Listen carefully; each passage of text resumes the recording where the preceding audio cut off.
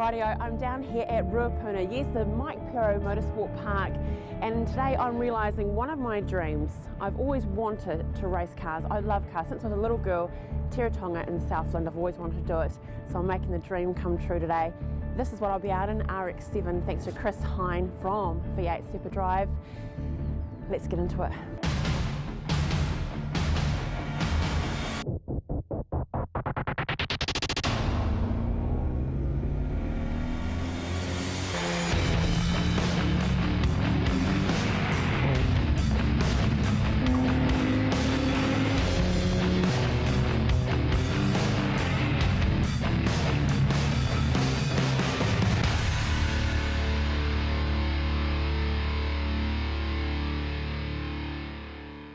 A very cool day it was on Friday, and that little tease was shot and cut by the wonderful George Bates, who's on camera one today.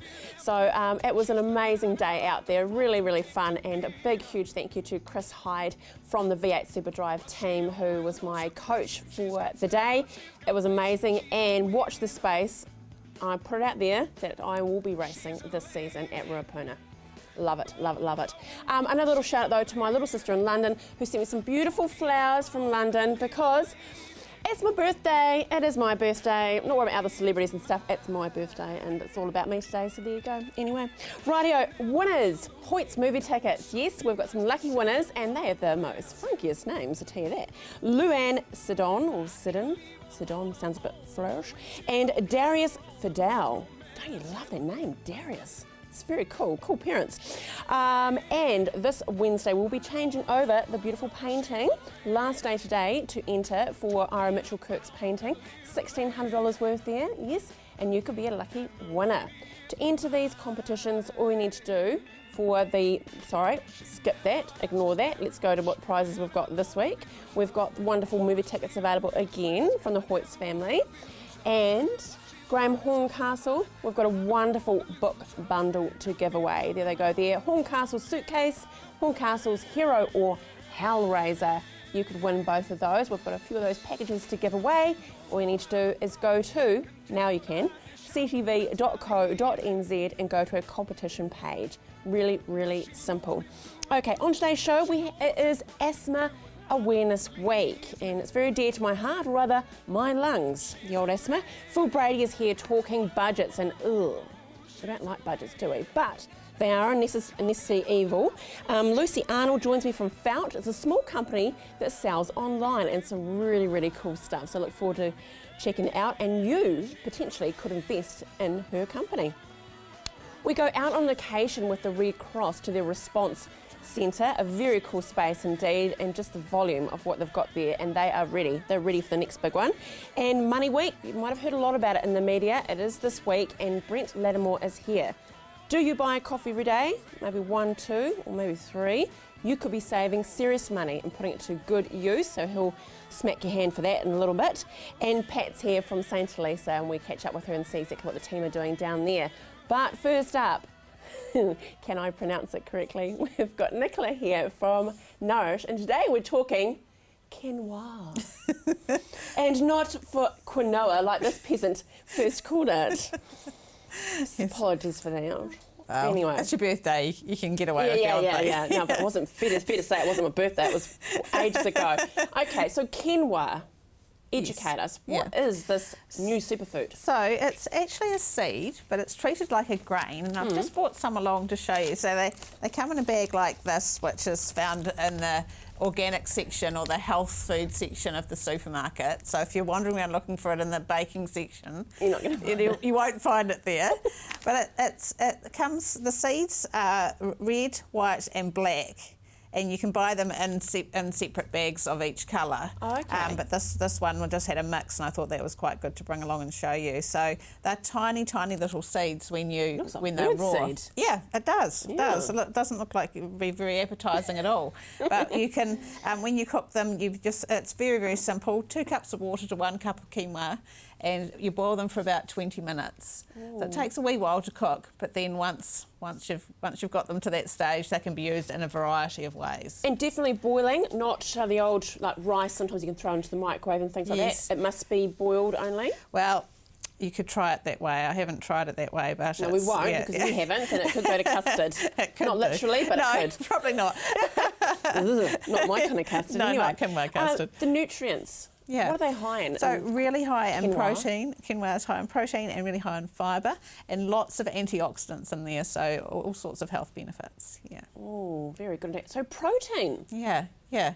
How does it work if you're a vegan though? So, well, it's really interesting you should say that because it's they've called it a superfood really because the protein in it has the 9 essential amino acids. So the essential amino acids are ones that we have to eat. Our body can't make them for ourselves or regenerate them from other proteins. So people who eat meat and animal foods and dairy and that sort of thing get their 9 essential amino acids just by eating a piece of steak or something like that. But vegans have to combine their different things that they eat to get all 9 essential amino acids. But quinoa has all 9 in it. Wow, so, it really is a superfood. So it's very handy for vegetarians and vegans who need to get those essential amino acids, and they can just, rather than combining chickpeas and seeds or something like that, which is what they have to do when they're planning their meals, they can use quinoa in a meal and they've got the protein sorted for the day. Easy. Yeah. Is it gluten free? It is gluten-free, and it's really handy actually because I brought this book along just to show you that there's actually a quinoa recipe book, which I just thought was crazy when I saw it. Wow. And actually looking through it, it can be made, there's so many different ways it can be used.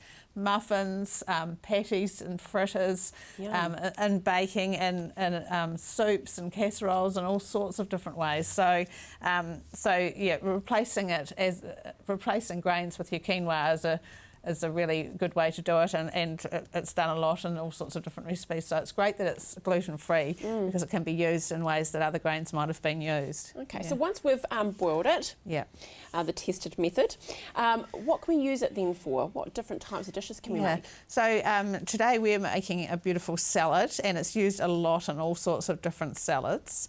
And like I was saying, baking and muffins and particularly savoury dishes, but there are the odd even baking and things, the sweet dishes as well. Yeah. So we shouldn't be scared to actually approach this. It seems relatively simple. Yeah. So flavourings though, because I'm a bit of a skeptic. The whole couscous thing and that, I'm like, but you have to add so much to it to get flavour. Is it the same with It is quinoa? the same. Quinoa is very plain tasting just by itself.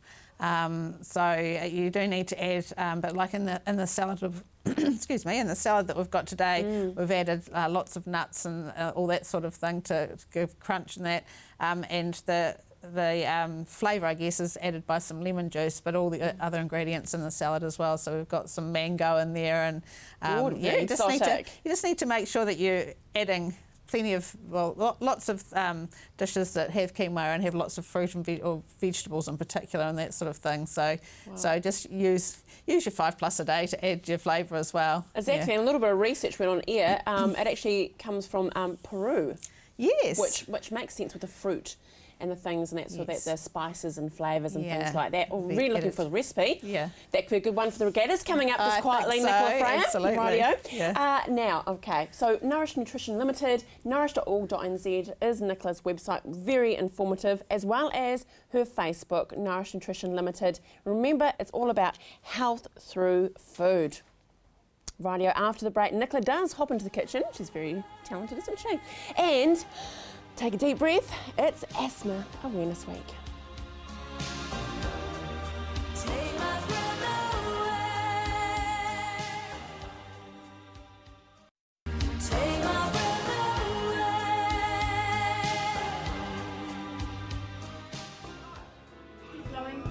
Asthma New Zealand prides itself in having registered nurses throughout the country providing free education and support for people with asthma, emphysema and chronic bronchitis.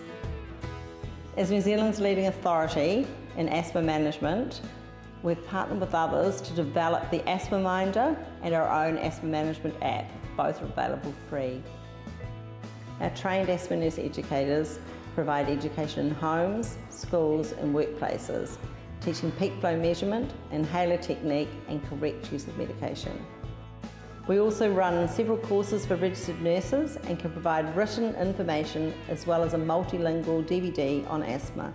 For more information, visit our website www.asthma.org.nz. That's right, Asthma New Zealand. I'm joined by Rosemary Thompson, who is a respiratory nurse educator. That's right. And she has her little friend here. Yes, this is Baxter Bear. Good on you. Now, this week is Asthma Awareness Week, and as I alluded to, it's been very close to me. Unfortunately, I was at death's door with asthma, so I don't take it lightly at all. No. And I do take my Symbicort every day to Very keep my good. asthma at bay. So I love that you're here today, because it's a very, very serious thing indeed. It is. It's serious. 1 in 7 children have asthma and 1 in 9 adults suffer from asthma, and we still have about 60 deaths a year from asthma. So yes, it is a serious disease. It is. It's getting more under control, but the big problem is that most people don't take their asthma meds correctly, which is why I've got a wee job. You've got a job to educate, exactly. Yes. A wee job, big job. Yeah, that is a big job. But tell us about Canterbury, though. Canterbury changed its name. It is confusing. It changed its name 2.5–3 years ago. It was the Asthma Society.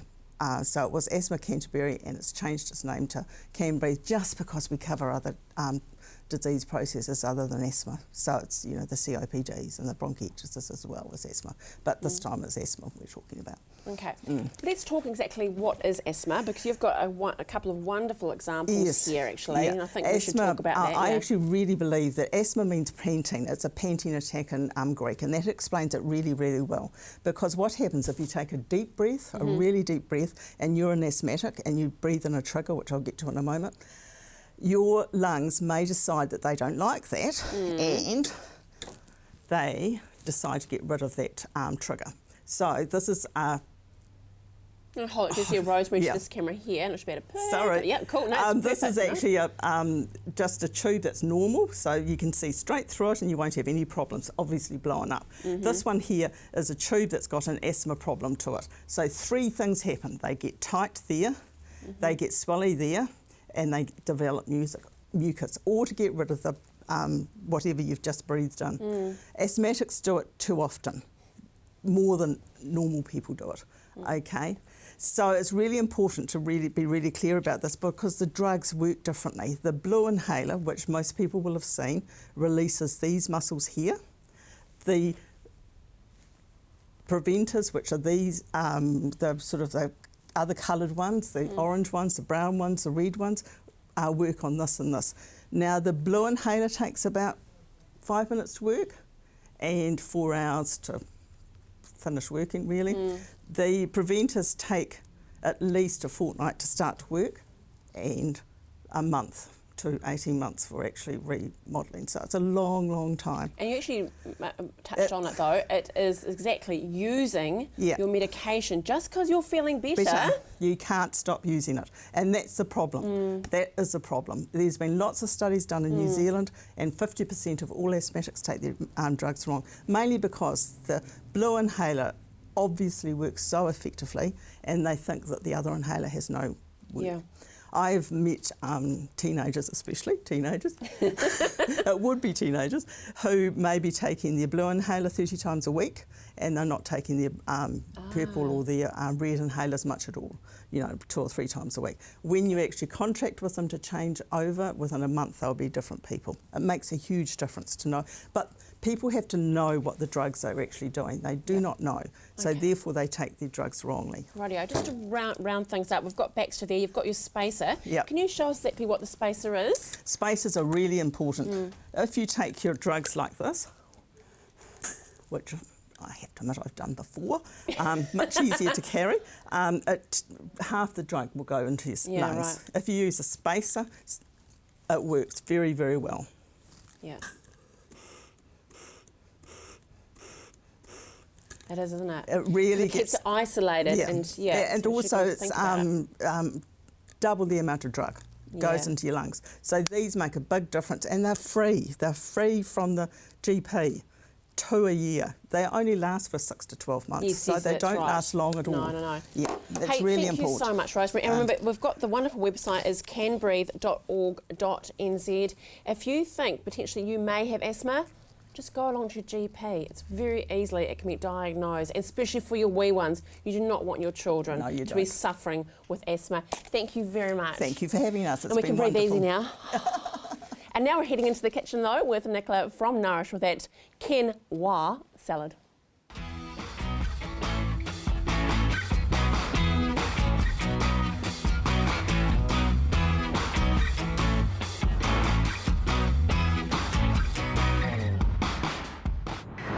Is the latest superfood. It's high in protein and fibre and lots of other nutrients, and it's gluten-free. Hard to believe that it can be delicious also. So today I'm going to make a quinoa and mango salad, and this is absolutely delicious, but really simple to make. So I'm just going to show you. So quinoa comes in a bag like this, and it's actually just a tiny grain. It's very small little granules there, and all you need to do is just add the proportions are a cup of quinoa to 2 cups of water, and you do need to boil it for about 20 minutes. It takes about 20 minutes, and then it turns out to be much, much bigger like most grains, and just in this texture like this. So this is 1 cup of quinoa in here, so it turns out to be quite a decent amount. So I'm just going to start by popping that into the bowl. There we go. Now, I'm going to add a mixture of ingredients to this. So firstly, I'm just going to chop up some cucumber, and we'll pop that in with the salad. The big thing here is to get a mixture of colours. It really makes the salad look amazing if you can have lots of different colours in there. So obviously some green with this. The other thing with the colours, of course, is that if you mix your colours, you're getting a mixture of nutrients as well. So that's what they say about 5+ a day as well. If you're mixing the colours you have in your fruit and vegetables each day, that's a really healthy way to do it. So I've just got some red pepper here, and I think that will be about enough, and I've got some more that I've chopped and I have in the bowl here. So just add those. You can see lots of colour already adding in there. So the other ingredient there as far as vegetables concerned is I'm just going to put a little bit of red pepper in there also. That just adds a different texture and also a bit of a zing that goes with the onion. So just chop that up a little bit smaller. Yeah. And then the last ingredient that I'm just going to chop up here is just some fresh coriander. So just chop that quite chunky and pop that in there too. Now, the other ingredient we've got here is a bit of a sauce or dressing with this as well. It's just the juice and zest of 1 lemon. So I've already got the zest in here, and it's going to go in with our juice. So just taking the pips out there. So just pouring that over there like that. And then the last 2 ingredients I'm just going to add, and this gives it some real crunch, is just 1/3 of a cup of chopped almonds. And of course your nuts are really good for our health as well, and 1/3 of a cup of coconut. So you can see that combination of colours, flavours and textures really make this salad really interesting to eat and really lots of flavour. So I'm just going to give that a good stir, and then the last ingredient I'm going to add is the mango. The mango is the star of this salad. But mangoes are difficult to get fresh at the moment, so I've got some tinned mango, and that's why I'm just adding it at the end, because you just need to stir this round gently, because the tinned one does tend to be just a little bit softer in texture. But it really does add a lovely sweetness to the salad, where you might add berries or dried fruit to a salad normally. This actually adds the beautiful sweet flavour that you would add in that sort of way. So I'm just going to serve this up and get a lovely big plate there, pop it in the middle, and that is absolutely gorgeous salad. So great to make. The quinoa actually makes a complete balanced meal all in itself, but it is absolutely gorgeous with salmon kebabs as well. So I hope you enjoy trying that.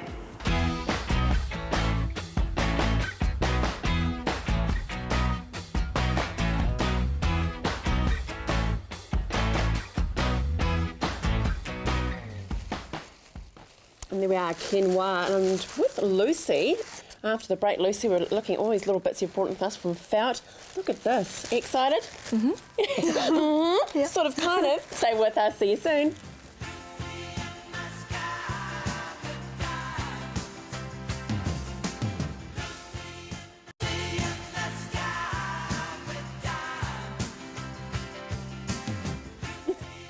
Just saying, Lucy, she gets a special song just for her. It's a great song, though.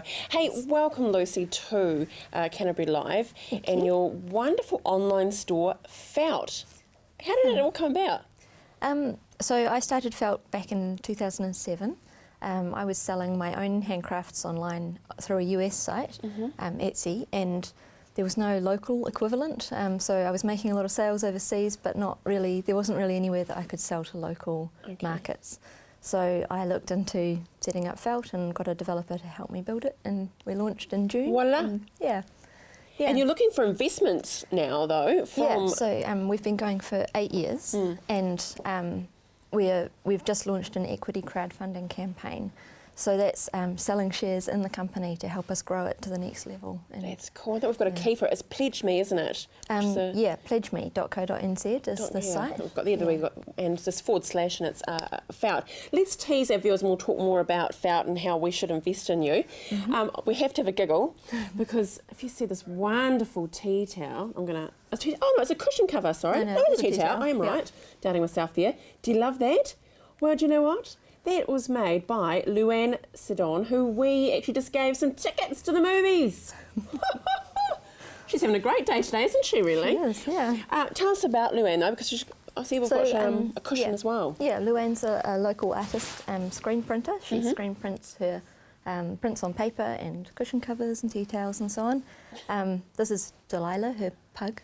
Great name. And yeah, Luann sells on Felt as Lulu Rose. So if anyone's interested in having a look at more of her products, she's lulurose.felt.co.nz. Excellent, too easy. Yeah. And who is the artist, this one here? This is also Luann's. It's Luann's so as yeah, well. the 3 screen printed pieces there are In fact, we've actually got a gold one as well, which I thought was just a bit lovely. But be forgiving because cameras are a bit funny sometimes with things. It looks much more betterer. That's not a word, I know it's not. In the flesh or online. Like that. Love it, love it, love it. You look after the Aucklanders as well. We won't hold that against you. Yeah, we've got a piece here by Holly Roach, who sells on Felt. She's hollyroach.felt.co.nz. And again, a screen printer. She goes for the sort of mid-century modern, sort of mixed with native flora and fauna. So, we like that. Oh, nice description. All right. Pottery. Pottery. This is a local artist, Tatiana Mahari. She's a ceramic artist.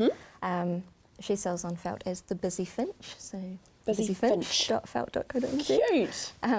Yeah, and she works locally. She actually won the World of Wearable Arts Supreme Award, not last year but the year before. This is quite sedate then for her. It is. Because I'd imagine if she won it was something quite extreme. Yeah, it was big cloaks with ceramic feathers and coins attached all over them. Very heavy, I think. Well, talking about adorning, we've got these wonderful, I can't believe how big the needles would have to be to knit these. These are gorgeous. Huge. Yeah. We've actually got to throw down the bottom there. So who creates these? So these are Suzanne Grimwood, who is Chain Gang. She makes them from merino sliver that's local, and she knits them on huge big poles. Yeah. Needs a bit of space to get them moving. I bet she does. And there's 100% merino. Yeah. How snugglebug are they? Aren't they divine? So all of these items are available on your website, Felt. But as we said before, you are looking for investment. So how much do I have to invest in? What's the minimum? Right, the minimum investment is $500. So it's $1 per share. That gives you 500 shares in Felt. We're looking to raise between $250,000 and $350,000. Yeah, so it's a big undertaking, It and that is. Good on you, represents though. 22% of the company. If we're fully subscribed, then I'll be selling 22% of felt to our shareholders. So what's the stark reality? You have to raise a certain amount. We have to reach that minimum goal Yes. of 250,000 by the 9th of September. So we've got about 10 days left. And how am I allowed to ask how you're going? We're going pretty well. We're a quarter of the way there. Okay. So we're sitting, I think, on about 64,000 at the moment. We're hoping that this final sort of week is going to be the big one. And you need investors. Maybe another couple of zeros on the end, don't you? Yes, Rather my little 500 probably would be a bit better. But every little counts, though. Yeah, and it does. And it is all about, like, felt is very much about strength in numbers. We've got around 1,500 makers selling on the site. Right. So there's about 20,000 products, and it's all about sort of collectively marketing New Zealand makers and artists and craftspeople. Good on you. We think that the model of equity crowdfunding means that we can kind of fund the business in the same way as well. But it's a big collective thing. Yeah, exactly. Well, congratulations. Thank you for this little tease there. And go forth and conquer big, strong movements. Okay, so it's felt.co.nz. Now, we're talking budgets, funny enough. We all need a budget. The Christchurch City Mission. For over 100 years, they've been supporting Cantabrians in times of need. And now, more than ever, they need us. Rightio, and that is the wonderful City Mission, where you're Yes, good based, shot. Yes, Mr. a very Phil good Brady, shot. isn't it? Yes, it is. And happy birthday to you. Oh, thank you, lovely. I believe you left a big, big chocolate cake out in the green room for me. Exactly. Yeah, Yes. maybe not. No, that's okay. Budgets, the B word. Yes. We don't really want to face it though, Phil. We're a bit scared of them. Yeah, it depends what our circumstances are, really. Because a lot of people I deal with, unfortunately, do have really, really tight budgets. That's why they come to me. We don't come to you if we've got lots of money, do we? No. Okay. No. Actually, last time we were talking, we were talking about retirement, and so these budgets I've done sort of talk a bit more about it, but something I just want to touch on is that KiwiSaver we talked about last time. If we can put in over $1,000, like it's $1,042 a year, then the government actually give us $521 as a bonus. Well, that's a nice little bonus, isn't it? Yeah, so it's worth knowing about. Okay, so if you didn't last time, you should look into the KiwiSaver. That's right. That's Andrew. right. Yes. It's a great thing, and you don't even think about it. It's just tick, tick, tick, ticking away in the background. That's exactly what happens. Yes, Yeah. lovely. Rightio, Yes. budget. So who should be in control of a budget? Normally the housewife, I would think, the woman of the house. Generalisation. But yes, you're probably right. Yes, well, even if we go back in history, that's always how it used to work, that the wife or the woman of the house would take the money and sort out the payments. It does make sense. And even my dad still gets an allowance, and he's 70. How's Yes, that? good. It's not going to change, really. I know. Okay, so what is in a budget? Right, in a budget what we're looking at is the income against all household expenses. So typically the first thing we need is shelter. So rent or mortgage is very, very important, how that fits into the budget. Then there's electricity for warmth, clothing, of course, and then food. So, you know, they're the three basic things that humans need. And I guess everything else around that is just wants, really. Wants. Yeah. That is a quote that my mum, good old mum, gave me from when I was little. Look at something, is it a need or a want? That's and good I still have advice. it on my shoulder. But it's quite true, isn't it? It is true, yes it is. One of the examples I've got here is a gentleman who is a national superannuant. He's got really, really low rent. He's in a Christchurch City Council unit, so his rent's good. But he has got some commitments that he's come forward from a previous relationship, and he ended up with the debt, so he's repaying these things. It's so diplomatic. He's got commitments from a Yes. previous relationship. Not debt, just a bit of commitment. Yes, Yeah. but I do believe that a lot of these things that he's paying, it's about $100 a week that he's paying, will end shortly. Okay. So, but the other thing he's got going is he's got Sky, and that's costing him $20 a week, and I guess he'll say to himself, well, I deserve it in my retirement. But he has got a deficit of about $150 a week. Oh. Oh. So it's those payments that are really upsetting them at the moment, but hopefully they'll go away shortly and he'll be able to enjoy his retirement. It must give an amazing sense of relief when you're actually acknowledging your debt and feeling like you're in control, though, surely, Phil? Yes, absolutely, yes. And sometimes we can use the Kiwi Saver as a relief from that debt, a hardship withdrawal. So that's allowed under Hardship withdrawal? Yeah, oh, okay. Yes, a Kiwi Saving hardship withdrawal. So that's allowed under legislation. And it's quite a bit to prove the hardship because the provider doesn't really want to pay the money out because it's supposed to be there for retirement. Mm. So the other budget that we did was on a couple. Now they're paying market rent of $350 a week, and that's a 2-bedroom place. Mm-hmm. So, you know, if they had a 3-bedroom, they could be paying $450. So they don't have any other commitments. They've got no time payments like this other gentleman. Right. So, but their deficit is $75 a week. So a bit of a struggle, you know, that market rent's not really ideal for them to be in. Mm. So, you know, shelter is one of the most important things we need.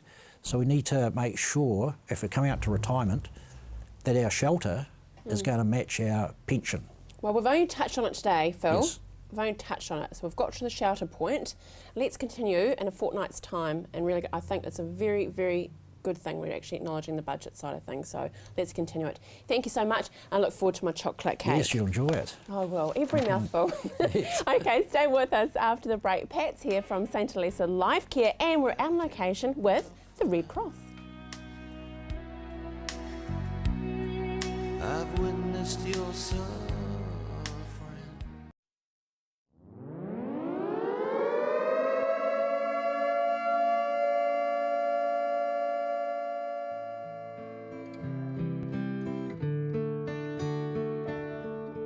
Carol, Christchurch, the earthquakes, we saw an immense support from Red Cross in the response. But where did that initiative start from, though? Well, just this year, Queen's birthday, there was a group of people came back together to celebrate 45 years of disaster response in the name of Red Cross here in Christchurch. So back in the 70s, the team came together. People of, I suppose, interest came together and thought that they could do something to assist Red Cross in times of emergency. And that's grown so immensely over the years. We've had all sorts of different call-outs, different events that have happened. One of the earliest that these teams were involved in was the Horswell tornado in 1983, which was a fairly big event for that time. But also some of the teams have been experts in that field, and they've taken themselves off to competitions in Australia against other emergency services. Today in New Zealand, of course, we've got a really high level of emergency response with our NZRTs and with Red Cross. And there was even promotion in the early days of a Land Rover in the cathedral. Driving down the main aisle of the cathedral. And it was actually to promote that Red Cross was there helping in their community, but also to, I suppose, give thanks to all the people of Christchurch who have contributed and supported over all the years. And what's more iconic than our cathedral and saying, well, thanks, we're here, by driving a Land Rover down in the middle of a service as well. Well, I think, Carol, it's probably time now that we actually meet the man himself, Steve Manson, bringing it to modern day in the amazing Emergency Response Centre.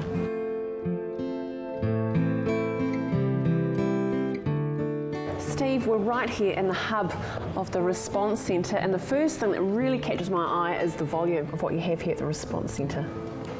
And this is our warehouse, and since the earthquakes, New Zealand Red Cross has really focused on preparedness, and that's in everything, business continuity, and so we've prepared and are still preparing for the next major disaster, wherever that may be.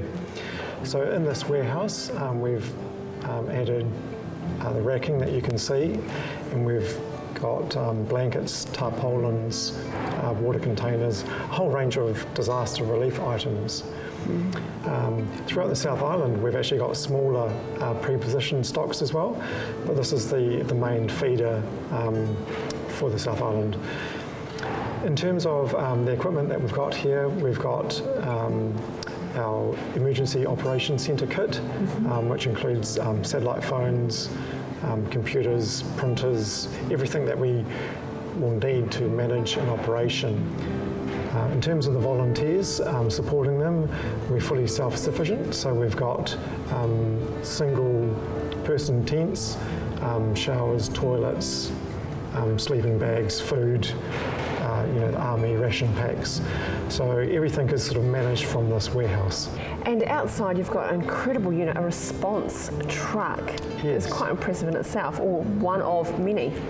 Yes, so we've got 5 of those. There's 2 in the South Island, one's in Dunedin, and the one you see outside it's a joint rescue truck and a welfare truck.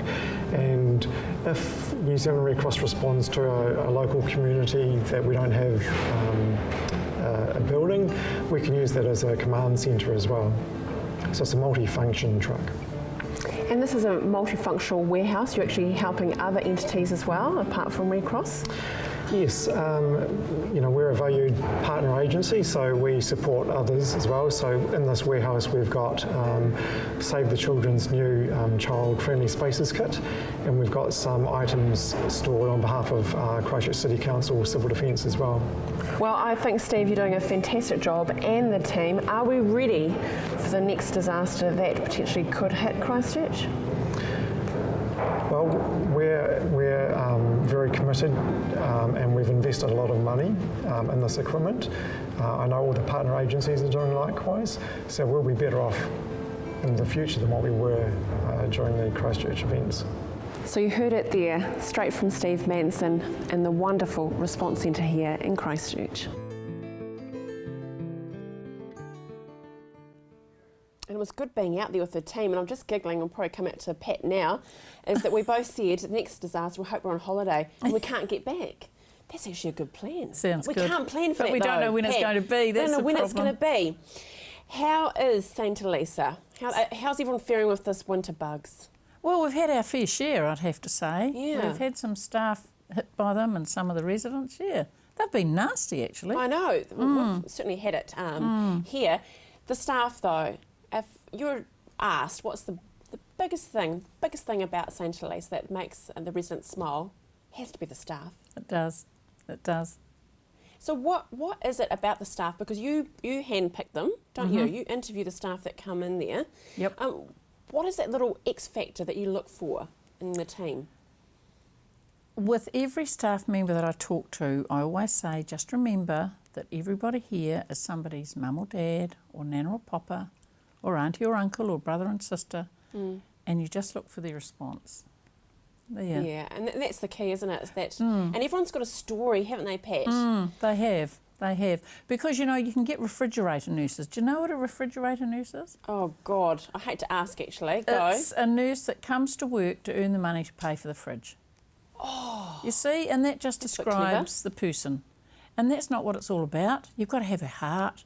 You've got to have your soul in it. You've got to want to be there. You've got to love the people. No good if you're a refrigerator nurse. Go work in a shop or something. It's important the right people work there. No, it's important the right people work there, but you know what I mean? No, I know. It's really different exactly when you're dealing with people all the time. Yeah, I know exactly the staff, what you mean. And my staff are my Dresden china. Because if I look after my staff, they look after me. And we've got some lovely pictures of some of the team there. But they love, look at that, those smiles. They actually genuinely do love what they do. They're waiting for the food to come out to give it to the residents. There's Tina the cook. Tina's dog died this week. She was a bit sad, but she's fine again now. Oh, poor soul. Yeah. Oh, there's Jackie and Claire. Jackie's lovely. Jackie's having a baby. She is. Yes, she that's is. right. I remember In it. about October, I think it is. And they even had the residents put on a little a baby shower for her. It was wonderful. She had so much stuff. She would have just about needed a trailer to take it home. There she is. She works in the dementia unit and she's busy there playing with the residents. Playing with the residents. They have such a good time. She's such a lovely lady. And that's Bernie, who does the accounts, the lady on the left, and the lady on the right is Gabby, who's our quality lady. And she also does a day a week as in reception, so it's really good. Yeah.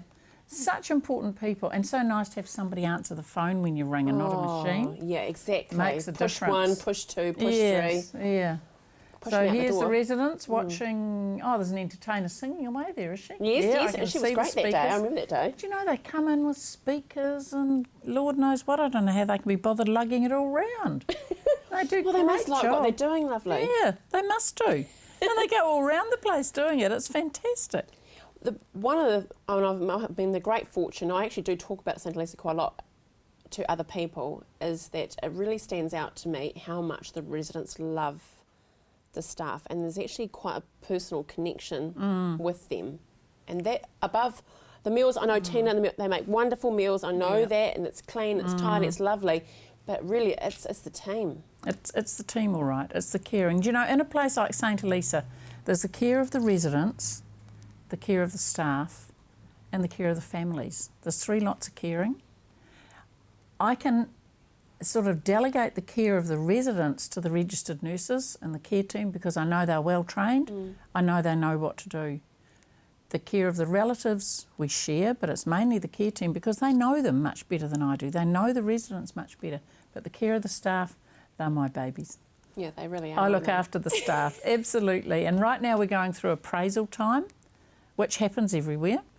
You know, and once a year you have an appraisal and we talk about how your work is and how you're enjoying it and what you can do better and what training you can do and what you enjoy and what you don't enjoy and all that. Do you It's do important, that isn't here? it? No, we don't actually. Maybe we should. I'll do one for you. Oh, yeah? Oh, okay. Not on here, please. If we want to come and have a chat, we need to give you a call first, don't we? It's best to give me a call to make sure I'm there and we've got the time to talk, and because then you get it's much better to see the person you want to see and talk about things and what's good for your person you're looking for a place for, what's important to them, what they need, what we can do for them, what room's the best, all of that. Yeah. That's Give us a important. call. Good Give on us a you. call. And she's Hospital not rest frightening at time all. and dementia care. Yes, that's right. And she's not scary. She doesn't bite unless you wanted to. So that's St. Elisa Life Care, and that's 46 Main South Road in Sockburn. Phone 03 343 3388. Very cool indeed. Rightio, how many coffees do you buy each week? Scary? You could be saving the money. Brent Lattimore joins me after the break. You can't get cherry soda 'cause they've got to fill that quota. And the way things are, I'll bet they never will.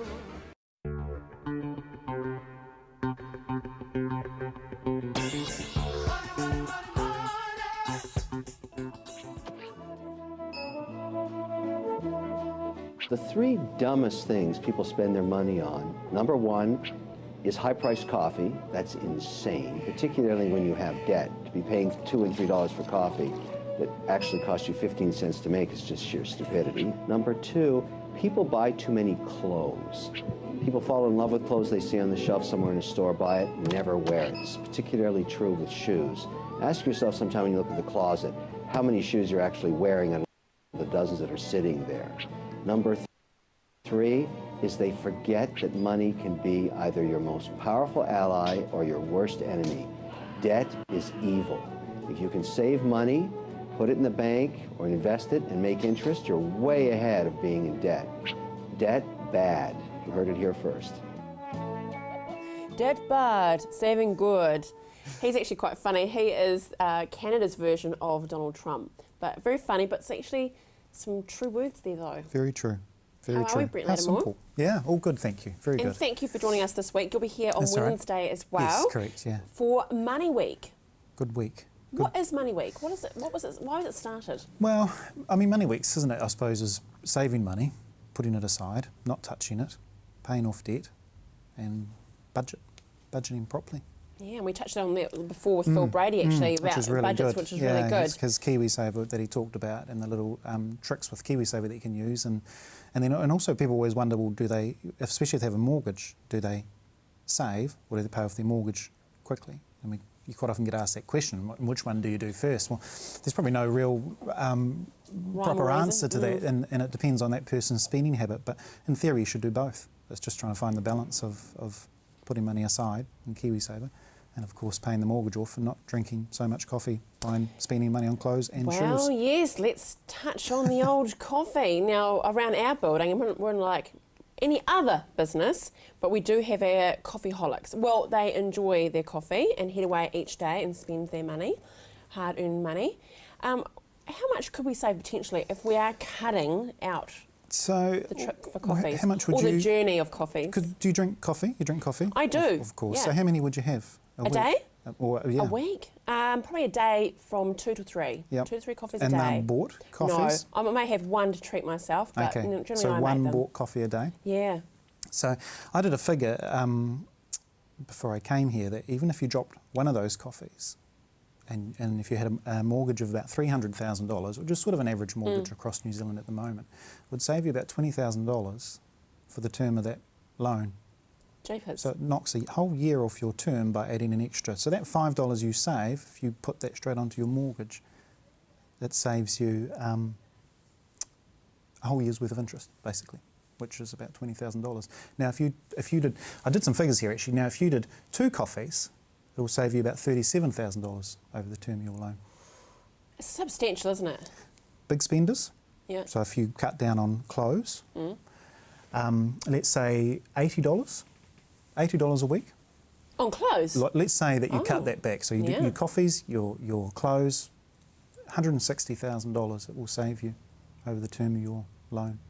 Isn't that amazing? Going straight to the mortgage.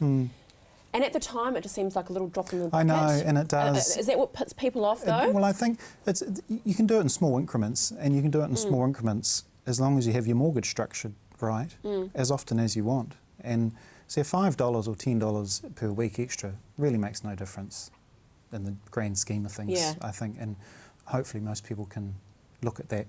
Start small, $5, one less coffee. So you do 4 per week now, rather than 5. So you're not saying completely stop it? You can't. I think just wean yourself off and need that little treat. I think if you do, people grow to hate that, don't they? And then it doesn't actually work. Like the budget doesn't work because people go to regret it or not enjoy it. So you still got to have that little bit of enjoyment in life. It's just finding that balance. And is that back to what we've always talked about, is realistic goals? Yeah. Yeah, and setting those actually right at the start, even when you take your home loan out, setting those goals right at the start, and even projecting out how much extra you can pay off your loan over the next few years, and what you can and can't cut back on. Because at the end of the day, when you apply for your mortgage, you do a budget anyway. So it's just picking out in that budget what you can and can't save. But I mean, as those figures show, it's quite amazing. Just such a small amount can make a huge difference. Yeah. If we come into a bit of a windfall. Say, for instance, we do, I don't know, get a little bit of money from Lotto or something like that. Is it a good idea to put it straight into the mortgage?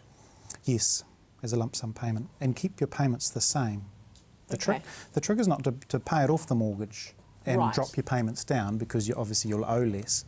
The trick is to pay it off the mortgage and keep your payments the same, and that'll reduce your term quite considerably. So you may want to keep a little bit. Let's say it's $50,000. You might want to keep $10,000 out for fun. Yeah. And $40,000, to pay off the loan. But yeah. But not to waste, because a lot of people do that, don't they? They you hear about it all the time. They come in the windfall, and they buy the cars, and that's all gone, and they've made no nudge. They do, and you need to pay it off so you can't get it back. So you pay it off, and if you want to reapply, if you have to reapply to get it back, it makes it harder. So that's the trick is in. Okay, well, we'll see you on Wednesday for another instalment of moneyweek.org.nz. Good on you. Thank you. Hey, thank you so much for joining us today on Wednesday. Yes, the man himself and his suit. Well, hopefully he's wearing a suit. Anthony Goff joins me. Phyllis Brown and Claire from West End Jewellery. I tried on a $15,000 diamond ring. Don't tell Brent Lattimore. Didn't buy it, though. Didn't buy it. Have a great day. See you. On the right side of life, you give it a try. If life seems jolly rotten, there's something you've forgotten, and that's to laugh and smile and dance and sing. When you're feeling in the dumps, don't be silly chumps, just purse your lips and whistle, that's the thing.